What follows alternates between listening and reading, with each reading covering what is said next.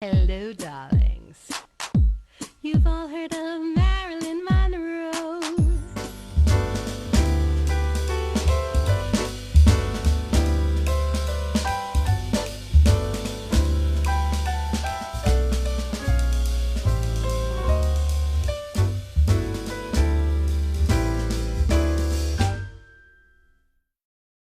Come celebrate 27 years of the Hamptons International Film Festival, October 10th through the 14th. 5 days, over 150 films from around the world, panel discussions, presentations, and some very special events. Get your tickets and passes now at hamptonsfilmfest.org. Follow us on social media at Hamptons Film. The 27th Hamptons International Film Festival, October 10th through the 14th. Catch the best films of the year, Columbus Day weekend. Darlings, I'm Cognac Wellerlane. We're here at the 27th Hamptons International Film Festival, and I am here with a lovely young lady. She's a filmmaker. She's going to introduce herself and talk about her film. Hi, my name is Grace Kim, and I have a short, An Interloper's Kiss, that's playing this Sunday as part of the Women Calling the Shots shorts block. Tell us about your film. Tell us what it's all about. So it's kind of a genre bender, I suppose, if you will. It's a narrative short that has an experimental bend to it, but it follows the everyday life of a young woman as she goes about her home and her daily routine, but from the perspective of a voyeuristic love interest who... It's sort of about voyeurism? A little bit. So we're looking, it's really actually a piece on intimacy, but we're seeing it through the lens of this voyeur, and then as the film progresses, you realize who the voyeur is, and it's not what you expect a traditional voyeur to look like.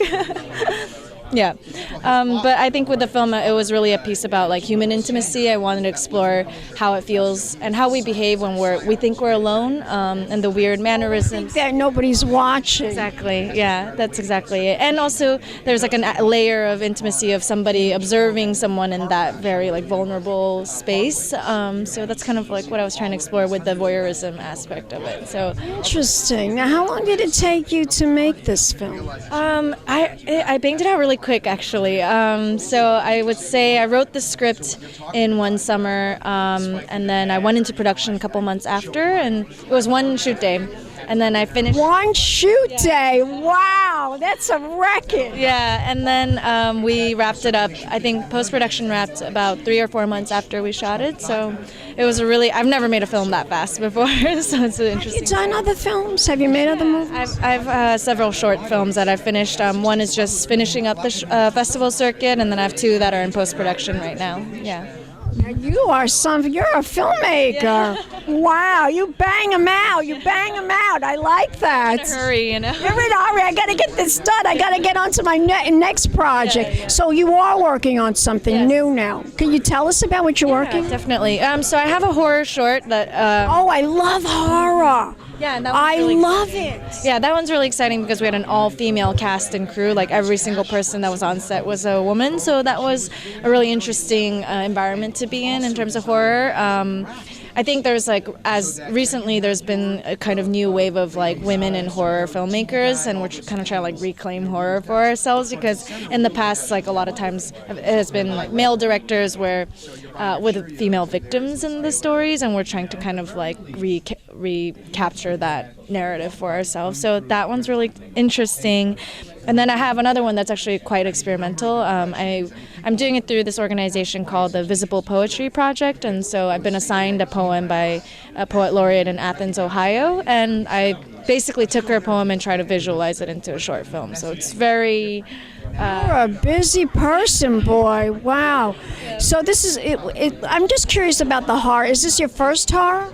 Yes, I've never ventured into horror before. It's actually the first film that I didn't write. I usually write all of my work, and then this was the first time that someone came to me with a horror. You direct all these films. Yes. Amazing. You are far from the stereotype of what a director looks like. Totally. Back in the day, when I was a very young girl, it was always like a Jewish director or something. Yeah. All right, cut. You're far from that. But I'm just curious, though, about the horror film.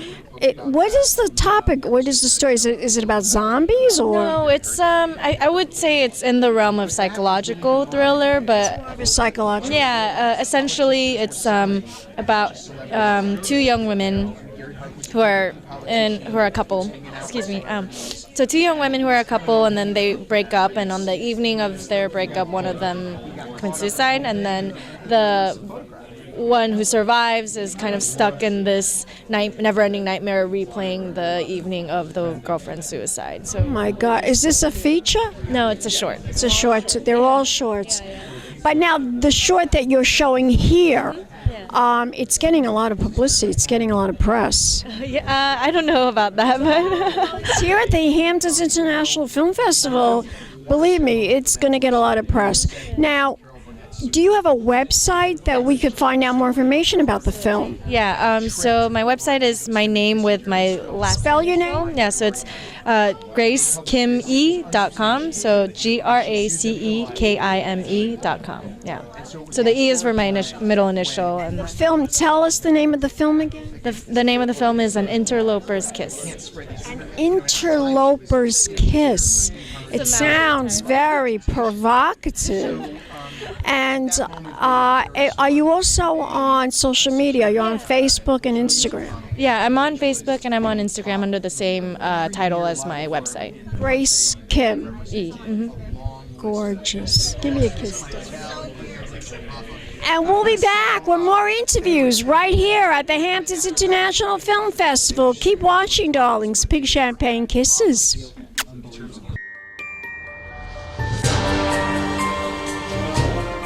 Welcome back, darlings. I'm Cognac Wellerlane, and I'm here with a filmmaker, and she's going to talk about her film and introduce herself to the camera. Do I look at you or over there? Look at me. You can look. I always tell people to look at me because it's more intimate that way. Introduce yourself, darling.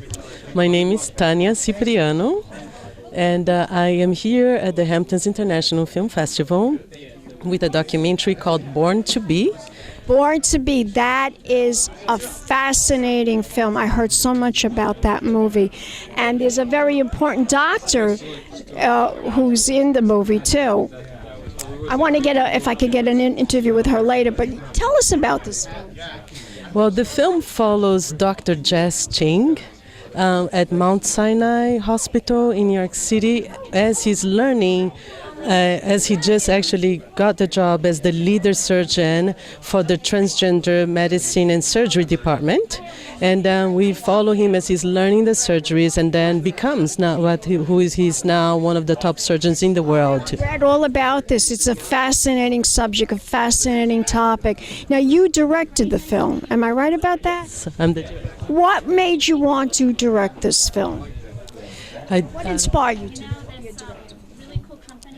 I was approached by the producer, Koo Hayashi, and I thought this was a very important story to tell at this moment because we're living at a historical period in healthcare and transgender and the transgender population, where for the first time across the country, several states are finally taking care of them.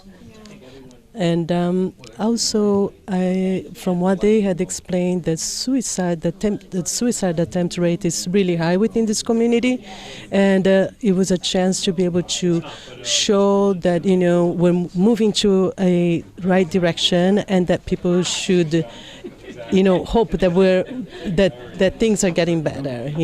They are getting better. They absolutely are getting better. It's on an upswing now. Now.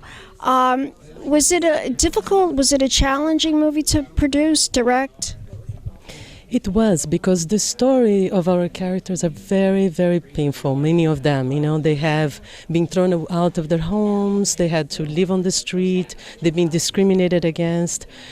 But to also I've talked to even gay people about this that are gay, not transgender, and they don't even understand it. They don't get it either. I swear, I've actually talked to people that are gay that don't understand wanting to become transgendered. Well, this is the thing. I hope that, and I saw this happening with the screening yesterday, that I hope that what the film does is that it helps educate our, people now that don't know anything about what it means to be transgender and why people that choose to go choose surgical procedures, choose surgical transition, why is that important? Do you want to hear an interesting story? Okay, I spoke to somebody that is a very famous author, and she believes in past lives and reincarnation. And she actually told me that she thinks, her theory on this is that transgendered people might still remember a past life when they were a woman, so to speak, or a man, and they can't get that out of their head, and that's why they say, I'm a woman, and they're really a man. Have you ever heard that? No, I haven't. I've heard this. People have told me this. So it's fascinating that you decided to make this film. Now, is there a website we can go to find out more information about the film? Definitely. We are on www.borntobefilm.com. Is there a trailer on YouTube? Yes, we do have it. Beautiful. I'd like to put that in my piece when I do the interview, when I edit the film and the interview. What about, is it also on social media? Is it on Facebook? Yes, you can find us on we're on Twitter, on Facebook, and also on Instagram. Born to Be. Born to Be, or Born to Be Film. Gorgeous. Give me a kiss, darling. And we'll be back with more interviews right here at the Hamptons International Film Festival. Keep watching Pink Champagne Kisses.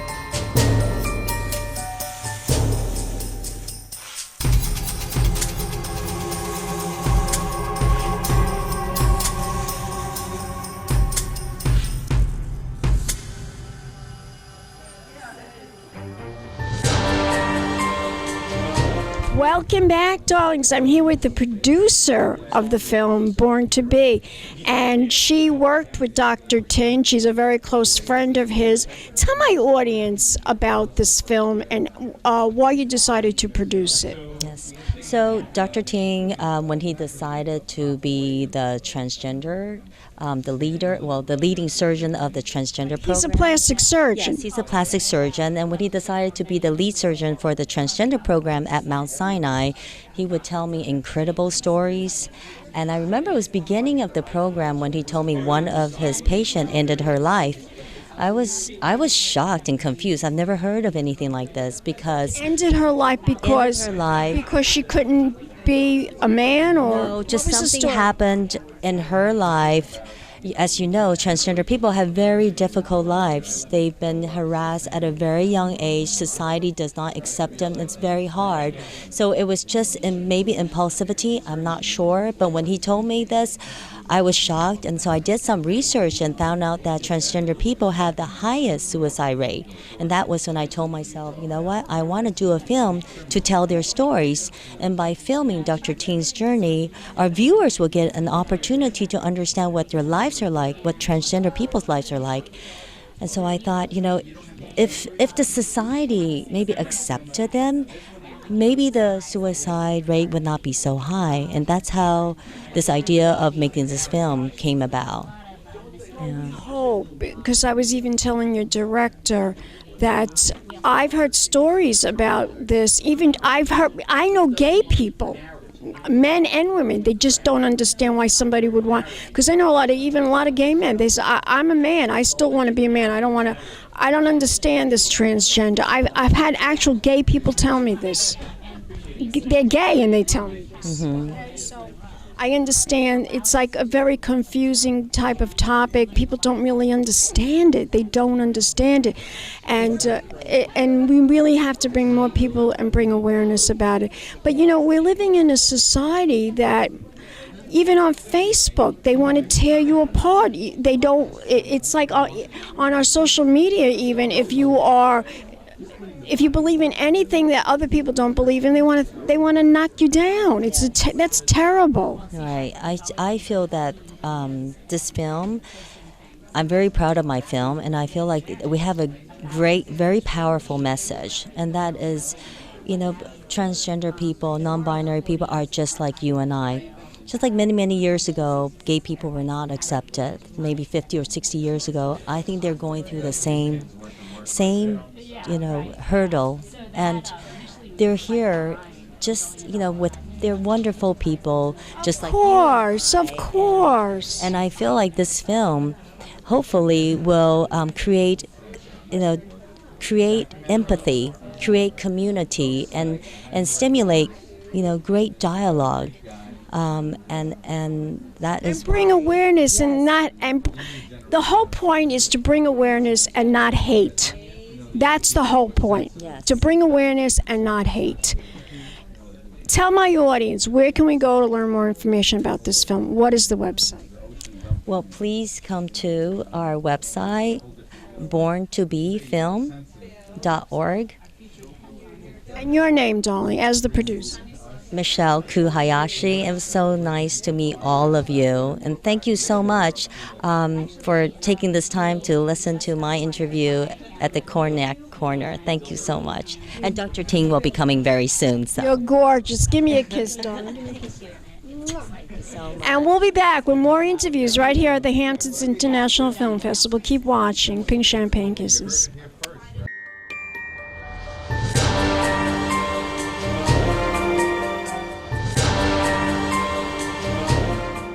Hi, my name is Jess Ting, and I am Director of Surgery at the Center for Transgender Medicine and Surgery, CTMS. At CTMS, we offer a full gamut of gender affirmation surgeries, from penile inversion vaginoplasty to phalloplasty, metoidioplasty, facial feminization surgery, and breast surgery. We have a very patient-centric approach here and are very centered on the patient experience. So when you come in for a consultation, I or one of our other surgeons will sit down with you and talk to you about what you want, and we'll do a physical exam, go over what the surgical options are and what our recommendations are for preoperative preparation for surgery.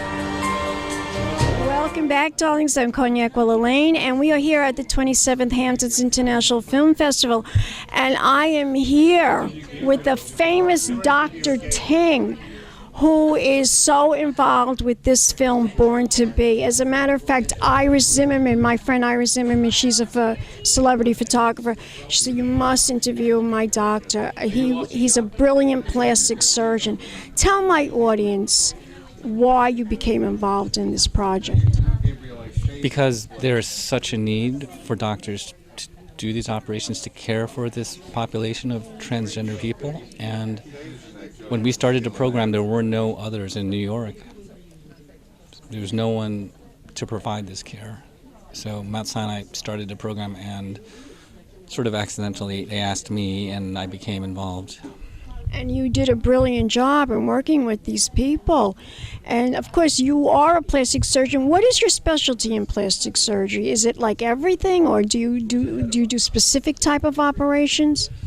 I do everything, and in our center, I do facial feminization surgery, breast surgery, and also... Yeah, well, Iris had breast cancer like I did, and she told me you were her surgeon, yeah. Wow, what a small world. Isn't that amazing? That is amazing. Yeah, that's what's... And she said you did a marvelous job.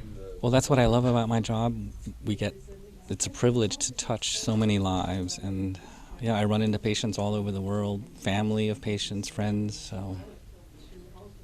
And you really are a doctor. You really care. You know, there's so many doctors, they just want to make money. But you really care, because you don't really have to do this if you didn't want to, and you really care. Right. Well, I mean, if you want to make a lot of money, being a doctor is the wrong profession for you. Why is that? Because people seem to think that being a plastic surgeon, I'm going to make a lot of money. I mean, that may be true, but if that's your motivation, I mean, I think... You're wrong. Well, patients will know. It's not that you're wrong. Your motivation, I mean, I feel, at least for me personally, is just to have the most impact, provide care, and just help the world. What was your biggest challenge with working with these individuals? Besides learning the operations, which are very, very complex, the biggest challenge was coming to understand more about the trans experience and what our patients go through and what their lives are like. And that in order to be a good physician caring for this particular population of patients, I think you have to be very sensitive, culturally sensitive, understand where patients are coming from and how their needs are different. Now, these people that are coming to you, are they all ages? Teenagers, adults, older people? I mean, look at, what's his name? He just had a big sex operation. I can't remember. Kardashian, one of the Jenner. Yeah, Caitlyn Jenner. Caitlyn Jenner had this operation at like 60-something years old. Yeah, so the youngest patients we see are 16, 17, and the oldest patient I've operated on is 77. So. Oh my God. Yeah, 77. Can you imagine? She waited her whole life to finally have the body that she felt she should be in. 77. It's so sad. It's so sad. Well, I'm so thankful that you are here to bring awareness about this and to talk to people that are transgendered, that there is hope and not hate. There is hope and not hate. Don't you agree? Yeah, love trumps hate. That's true. Anyway, darling, if we want to learn more about you as a plastic surgeon, where can we go? Do you have a website? There's a website for our program, CTMS, Center for Transgender Medicine and Surgery. If you just Google that, you'll find us. There's a wealth of information available on our website. Thank you so much, Doctor. Thank you very much. Okay, it's a pleasure. Thank you. And we'll be back with more interviews right here at the Hamptons International Film Festival. Keep watching, darlings. Pink Champagne Kisses.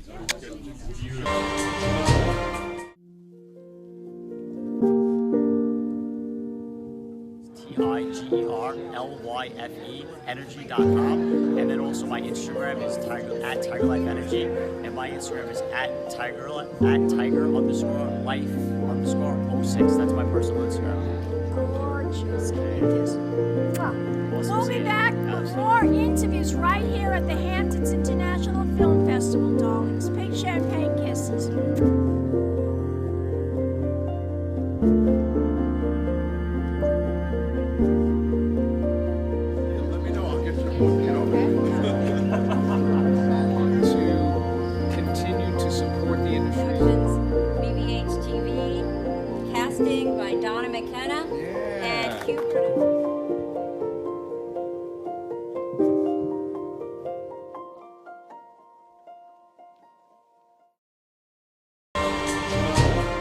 Courtyard is magical. Thank you so much.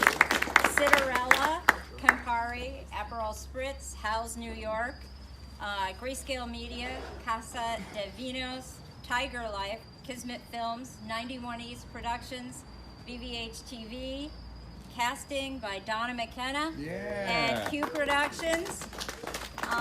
We could not have this event without your assistance and product, and go shop local and support these businesses. Thank you very much. Enjoy the festival.